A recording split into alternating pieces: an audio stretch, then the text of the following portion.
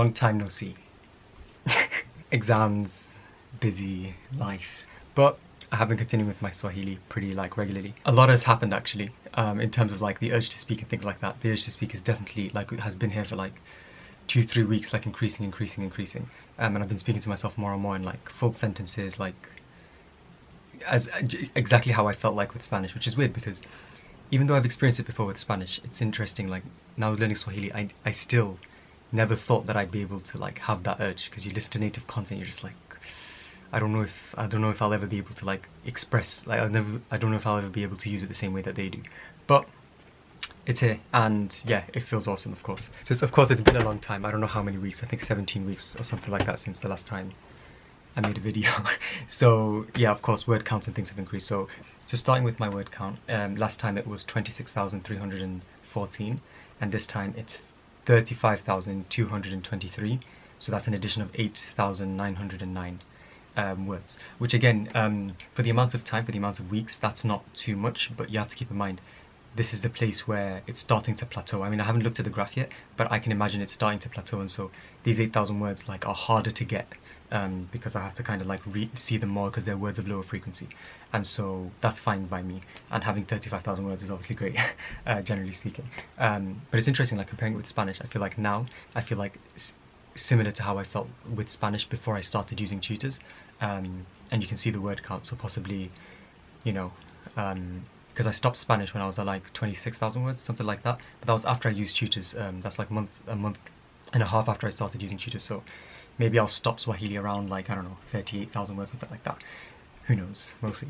In terms of my active, last time it was 178 hours and 47 minutes, and this time I added on 39 hours and 7 minutes, making it 217 hours and 54 minutes. It's crazy to actually hear that, to hear how much time you actually spent in the language, actively studying it. But yeah, generally speaking, because of exams, I reduced it. So I've been doing like 20 minutes a day of active, generally speaking. What I've been using for my active is, so I continued the UN articles from last video, if you remember. I was using the UN articles, and I went, basically they have, I don't know, like maybe 17 or 15 topics, and they're pages. So what I'd do is I'd go to each one of those topics, and then I'd move 10 pages for each topic into OP Lingo. So essentially I would have, like for example, let's say I'm doing health, I'll have 10 pages worth of health articles, and they're usually pretty short articles, like 3-minute, 2-minute articles. So, you know, I get through those pages maybe one a week, for example. I get through those like topics once a week, like one topic a week. Maybe I should learn English. And that was great, but towards the end, I lost interest in the content, because of course the content itself is like, some of it's interesting, some of it's not. It's like, you know, I was just kind of forcing myself to go through such a variety of different like topics to just kind of have a breadth of vocabulary, and of course have material with audio and text. But towards the end, you know, the unknown word count was like 5-6%, and I wasn't focusing because I was like, I don't really want to study with this. So I kind of left at the end. What I did move on to was, I was listening to a podcast, right? And they were interviewing authors, and they were talking about like problems with publishing and things like that. Now, the authors mentioned a lot of like self-publishing websites and things like that. And then from that, I found websites in which that sell Swahili books. So give me a minute. Then I bought these 2 books. If you can see them, they're completely in Swahili, which is mad. And it feels exactly the same as, like, I have a Spanish book. I have a Spanish book here that I bought like early on, La Sombra del Viento. And it feels the exact same way. Like, you understand what's happening, but really there's too many words that you don't know to actually understand what's happening. It's the difference between like intermediate and advanced in it. Like when you open a book, you really do see the difference. Because if you listen to podcasts and YouTube videos and stuff, you can feel pretty confident, and then you open a book and you're just like, I didn't even know these words existed. But generally speaking, I can follow it along generally, but I haven't actually tried with reading these. I found ebooks, which of course are better because I can like, their website gives it to me in a PDF, and I can put it on OP Lingo, so that's better. So I found one called Ndoto Iliyopotea, which means the dream that was lost, or something like that. And then that one's pretty interesting. Now, the percentage of unknown words in it is like around 16, 17, 20%, which is decent, better than the articles. But not only are they low frequency words, but I'm having other struggles rather than not knowing the words. It's because it's a book and it's a novel, like it's a story. So I'm just struggling to kind of figure out what's happening sometimes as well. So in terms of my passive, last time it was 270 hours and 1 minute, and this time I've added on 162 hours and 29 minutes, making it 432 hours and 30 minutes, which is like crazy just to like again actually hear how many hours I've been putting into this.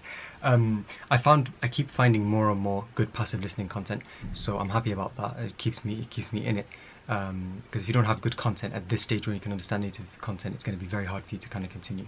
I still don't really have that much time to like sit down and watch something, and so that is something that's lacking.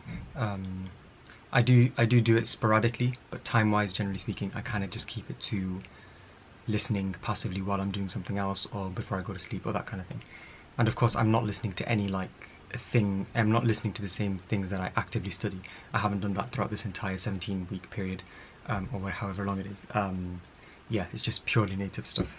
So right now I'm in a position where I can understand native content like 95%, around that, like as an average plus for the vast majority of native content, right? So that's a position where I feel, and I'm talking to myself a lot again, like I said, like talking, like I can actually like say what I'm saying right now in Swahili essentially.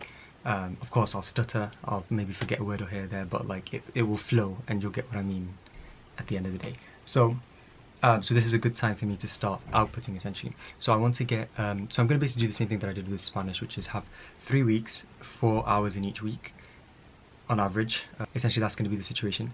And it's an hour session each, and then after that, and then continue with my input during that time. So these 3 weeks while I'm outputting, I'll also be continuing with my input and actually increasing it.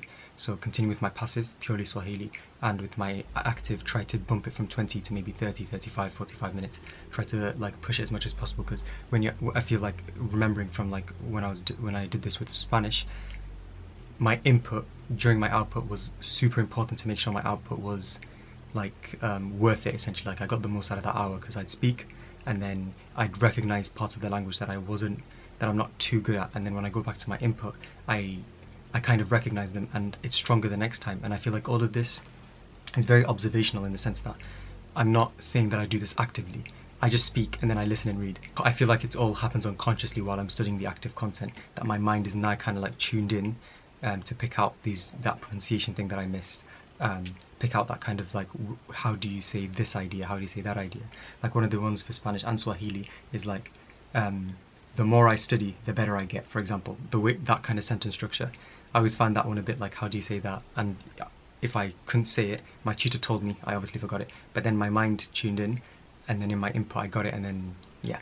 So I'm going to continue with my input, and then after that I think I will try to find some language exchange partners to have like some sort of regular thing going on for the rest of the summer holidays, and then pump Swahili back to 10 minutes a day, just continually reading, and it's just reading the book and then finding another book and reading that book.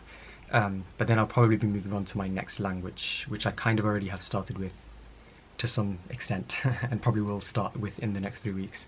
And I'm still not sure if I'm going to like record, or like, how do I put it, like document my journey learning that one. And at the end of the summer holidays, what I want to do to continue Swahili like going on in like a solid way is I want to go to my unknown words, the words that I don't know, and then I want to go through that list and move all the words that I do know to known, like that I am certain that I know, to known, and then make an Anki deck of the ones that I've left, so all the unknown words that I'm sure that I don't know or that I'd like to review more, and then make an Anki deck of that and literally just do it for like maybe 3-4 minutes a day throughout the year. So I'm having some Swahili exposure, because who knows like to which extent I will have like Swahili exposure when I'm learning another language. Because with Spanish it's been kind of like opportunistic in the sense that I just watch videos of YouTube channels I liked, and when they upload something I watch it. It wasn't like planned, it was just kind of like if they upload something I do, and it's just kind of, it just so happens that like, you know, I got around 5 to 6 minutes on average every day, on average. So like some days I'd watch like a 20-minute video, 3 days I wouldn't watch anything, that kind of thing. But I feel like it's kept Spanish in me. I don't know to which extent that's going to happen to Swahili, so it's nice if I have like a proper system for it. So just so I don't lose it, and of course that 3-4 minutes is high quality time because it's the words that I don't know, like that I'm sure that I don't know. So yeah, that's it. I'm excited to start speaking to my tutors and slowly start to produce the language and becoming more like fluid with it and fluent with it, and just feel a bit more comfortable with Swahili. Peace.